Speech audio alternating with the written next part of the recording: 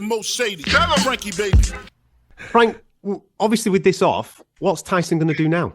To run my kingdom, you must choose fire. Tyson Fury, he should retire. Last year, his fight against Dillian Whyte was the highest grossing pay-per-view on in the UK. Last year it beat the Usyk Joshua fight. It was a bigger number than that. He broke all box office records at Wembley last April for that fight with Dillian Whyte. For the highest grossing event, not boxing event, ever, the highest grossing event to take place at Wembley. That's what it, so it's his drawing power. So, highest grossing pay-per-view fight in Britain, Fury versus Whyte, because he mentioned this a few months back. His fight last year with Dillian Whyte was the highest grossing pay-per-view event to take place in the UK. It beat Usyk and Joshua. That is a fact of life. Well, I'm looking for sources of how much Whyte and Fury did. I could find one source which said 700,000. I found a couple of sources of Usyk and Joshua too, and it says 1.2 million. So either Frank has dementia or he's a fucking liar. And when we spoke to you not long after the Dillian Whyte fight earlier in the year, which was, of course, the biggest attendance ever for boxing in the UK, you said that you were very happy with the pay-per-view numbers. You said the gate had exceeded that for Anthony Joshua against Vladimir Klitschko, but the final numbers weren't in. Can you give us a rough idea, so many months later now, of the pay-per-view buys? Was it over a million?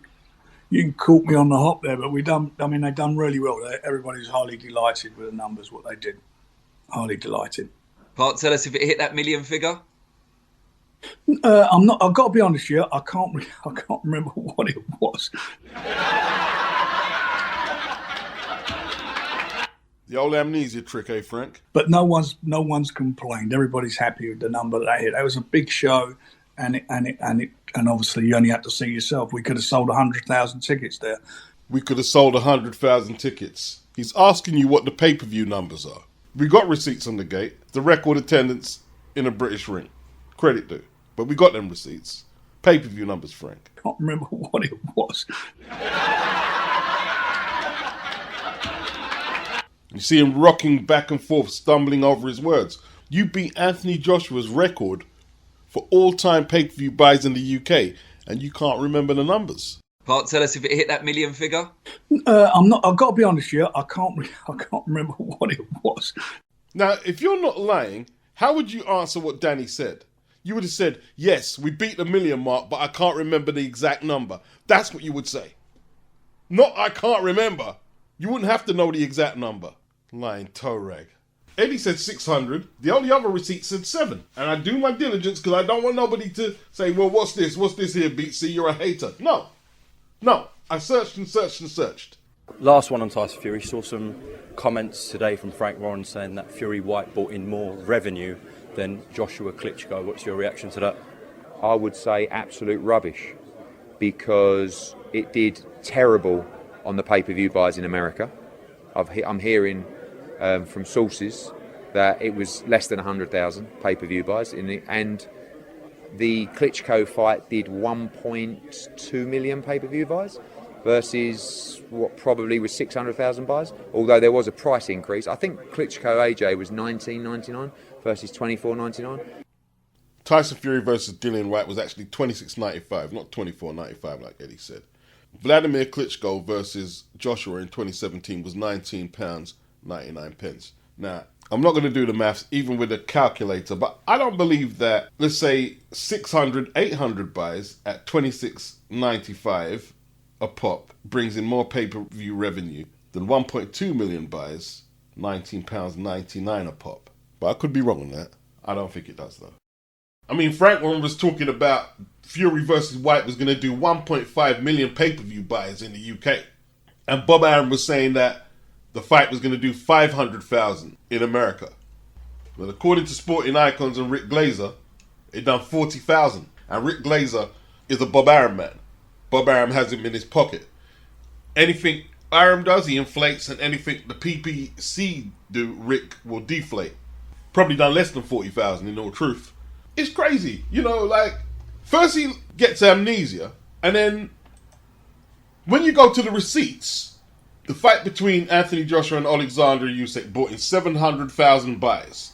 Warren replies, "Our result was much higher," said Warren. How much? He keeps saying much higher. He won't say a number. But you want to tell the world that Fury and White done more pay-per-view buys. But you don't want to brag, I guess.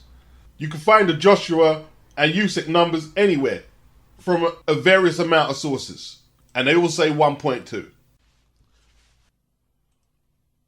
We were doing we were talking originally to them both about, both sides about, who's going to get what. We're negotiating, saying, representing their man, this is what we think he's worth, and they come back and said what he's worth. Tyson then put a video out saying 70-30. Now, he put that out, he just put it out of his own volition. Mm-hmm. And shouldn't have accepted it, should he? Yeah, they accepted it. Shouldn't there was no have. negotiation. Look, it's very easy. Didn't come back and say, you know what, 70-30, let's make it 60-40 and let's settle in. There would. I mean, Gareth A. Davis and Adam Catterall letting them get away with it. I thought Adam Catterall was the one who would stand up, but now TalkSport is rotten. They accepted 70-30 because you had the Gypsy King jumping up and down every second, screaming and shouting like it was an ultimatum. Here's what he said exactly. Receipts. Usyk, you and your team are worth 30%. You either take it or you leave it. And if you don't want it, go and fight Daniel Dubois at the Copper Box. That's it. You heard it yourself. Ultimatum. You either take it or leave it. They accepted 70-30 because a deadline was coming where the WBA were going to call time on the negotiation and mandate Daniel Dubois to fight Usyk. Accepting the 70-30 gave them a little more time to negotiate and get the fight over the line, right? And you're saying, well, they shouldn't have accepted it. Why did you offer it? Why did you offer 70-30? Knowing if you did that, they could walk away from the table. But they called you bluff. First of all, when this fight came about, Tyson said, you want this fight, the terms are 70-30. That's what he said, yeah? And they came back and said, we accept that. So we didn't negotiate. They said, we accept it. As long as Tyson gives 1 million to the Ukraine. Correct. And that was where we were. And we dealt with that on the Sunday where Tyson, where I said, Tyson doesn't want to get into political situations. Tyson don't want to get into political situations. But in the press conference, he said him, his dad and the boys would gladly go over there and fight if they were conscripted by the UK government. That don't sound like someone who don't want to get involved in politics. Tyson, on a more serious note, obviously you talked about Vladimir Klitschko just now, and obviously you've beaten him in the past, but just wanted to get your view on the fact that Vitaly and Vladimir Klitschko and your fellow heavyweight world champion Alexander Usyk going back to their country to enlist and sign up and halt the invasion from Putin at the moment. I just wondered what your thoughts were for those guys that they want to protect their own country. Fantastic, I'll be the first one to join up if England get involved or America. I'll be first in line for the job. My dad will as well, and all the boys will all be signing up to defend. So that's what I got to say. I think. So that's another point that Usyk's people asked for. You turned down. You didn't want to give them the million because you didn't want to get involved in politics. Why didn't you say that at the press conference when Gareth Davis asked you what you thought about the situation in the Ukraine? You didn't say that then. But I'll have a bet with you, and the loser puts the million in. That's not the term they asked for a bet. They asked you to give up some of that 70%. The loser puts the million in. So, no problem. And we dealt with it in another way. It was all dealt with. That was out of the way. The only outstanding issue is... And we dealt with it in another way, so that was no problem. Really? What, you think they was joking when they asked for that term? Sounds like a problem to me, but this guy's saying it's no problem. You offer them a bet, the loser puts the million in, rather than you just give up 1 million out of that 70% you're getting. You didn't want to make this fight. I noticed Joseph Parker was at the Manchester Arena last night. You know who weren't there? Who didn't want to show their face? I spoke to him a couple of times, and Tyson gets very peed off, and he was very angry, and frustrated. And I understand, and some of that social media stuff. Obviously, the guy looks after it in my office. Obviously, he tells me what's going on, and there's two camps in this country. There's the Joshua fans and there's the Tyson Fury fans. And the Joshua fans believe that Joshua will beat him, and obviously the Tyson's fans feel he'll beat. So you're only going to get, all we're going to get from the Joshua fans is hate. That's how it is. Tyson's done nothing wrong here. Even when Eddie Hearn or Joshua are not in the negotiation, they somehow get the blame. Well, they don't get the blame. We're getting the blame for why Usyk and the fight didn't make, or why Frank can't win the propaganda war. If Frank Warren really believes it's just Anthony Joshua fans, it's ridiculous. When are you guys out there gonna start understanding, right? It's not about the money. I'll fight him for free. As long as the tickets are free for the general public, fuck off. You've all been played for all these years. What else? We know Sugar Hill wasn't here for Tyson Fury. He was here to train Lawrence Okolie. He said as much. And his ticket was booked for the 28th of March. That's the return flight. This has become a propaganda war. And unfortunately for Frank Warren and Bob Arum, they don't have a polarizing figure like Eddie Hearn to lump all the liability on, like when Eddie got the deal done in 2021 for Undisputed with AJ and Fury. Even though he'd done all the donkey work, they said he had egg on his face. Frank Warren and Arum actually somehow put all the blame on Eddie for the fight not happening, although they had the mediation, arbitration, litigation situation with Wilder and basically walked away from the fight. But they still dumped it on Eddie. And how they got away with that, because there's a lot of people who really dislike Eddie in the industry. He's the most hated figure in boxing, probably. So sections of boxing media and the industry, we're not going to take Eddie to task. But because of the anti-Eddie movement, let's call it, they weren't going to take Bob Arum and Frank to task the way they should have done. In fact, I dare say there were a lot of people who were glad the fight didn't go ahead. They didn't want Eddie to pull it off. But this time they don't have a target who they can dump all the liability on like Eddie. They don't have it. Can't do that with Khrushchev and Klimas. And Frank has lost the popularity war. Bob Arum has wisely stayed quiet and said nothing. Wisely. His silence tells a whole lot.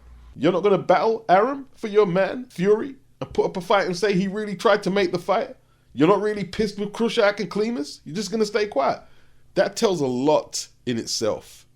A whole lot. I know he's an old guy, but unless someone could tell me he's near on his deathbed, that tells a whole lot to shut Arum up like that. For Arum not to argue his case if he feels the other party were culpable. Team Usyk are not stupid. They're adjusting to this Western model of professional boxing. I'm talking about the business side. I ain't talking about in the ring. They can look after themselves very competently in the ring. I'm talking about the business, the propaganda, and the spin politics. And Frank Warren got played. Frank Warren forgot that he was in the team that walked away from the deal in 2021. He was in that team. He's forgot Fury has a history of pulling out of fights. I'm not going to list all the fights now. I've done a video on it just the other day. I'll put it in the description box if enough of you ask for it, if you haven't caught it. They forgot this man has a PED case for illegally using to gain an advantage. And it's caught them up now. You don't have Eddie Hearn to put the blame on. And Team Usyk have used that to their advantage. Of course they have. Listen, they more than likely go home as heroes, even though the fight isn't made. The Ukraine are going to be saying, them fucking greedy motherfuckers wanted 70-30. They wouldn't give us $1 million. Our guy stood up for us and tried to get us $1 million, and Tyson Fury wouldn't give up the $1 million. Even though he said he would go on the battlefield and fight for us, he's not a man of honor. Usyk is the man of honor. He's our hero, the Ukraine hero. The people love him. The president loves him. In Britain, public opinion is on Usyk's side. America, Usyk's side. Worldwide, the boxing fans, public opinion is on Usyk's side. You just got a few goofs in TalkSport and a few other media outlets who are trying to say it's Usyk or pretend that it's equal liability on both sides. Nonsense. Absolute nonsense. And they've played you. If they didn't have that public opinion on their side, they would have had to take the 70-30. No million to the people of the Ukraine. 50-50 split if Usyk wins in a rematch. All of that crap, they would have had to take it. Or they would have looked like they was ducking. But now they can walk away with the moral high ground. Not to mention a trailer load of publicity from all the shenanigans going back and forth between Team Usyk and Team Fury. So when Frank Warren is saying, oh, they can't get no money anywhere else, you should be asking, where can Tyson Fury go from here? Tyson Fury tried to relegate Usyk to the copper box fighting Daniel Dubois. You better mind your next fight isn't in the copper box. Will the next Tyson Fury fight be in a stadium? With his name being Mud, you can't go to America and get nothing. There's nothing out there for him there in America. What, fourth Wilder fight?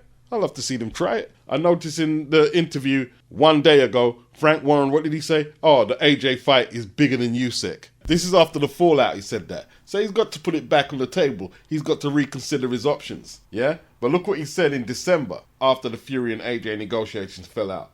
Anthony Joshua fits nowhere in Tyson Fury's future plans, insists Frank Warren, who says the Gypsy King is pursuing bigger and better fights, but claims he would pit Joshua against Dubois or Joe Joyce. You're making a mistake.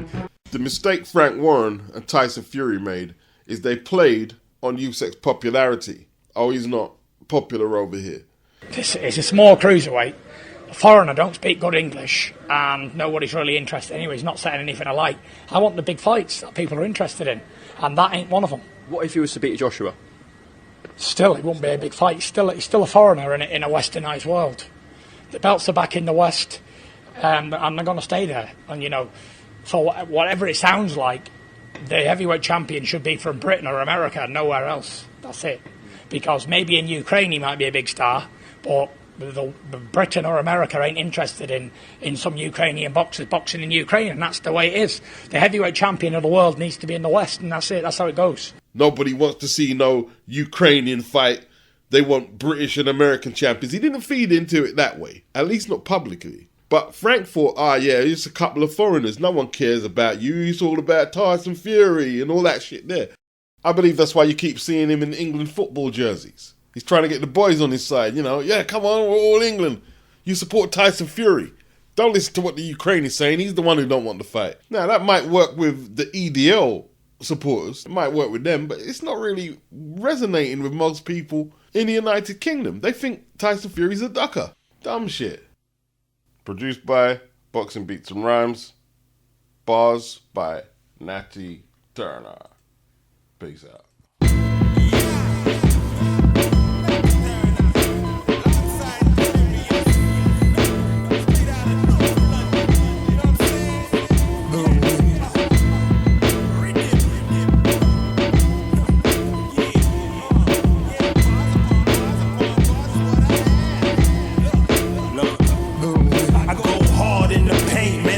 Been a saint, man, I never been a pirate, but I push you off the plane. Yeah, I'm smoking on that dank, that's that money in the bank. You a fighter with the merch, that sugar in the tank. Claiming you a top shotter when you're really busting blanks. Man, you nervous when I enter, nigga, I can see the angst. You better stop or talk to me proper, cause you ranks. Nigga, you could get a beat down, you could get a shank. Man, this is that Flatbush, that church ass skank. Before the gangs and the drinking, Kim Moore was a thing. When the shower posse name in the streets used to rain. Man, I knew a hitman who took me under his wing.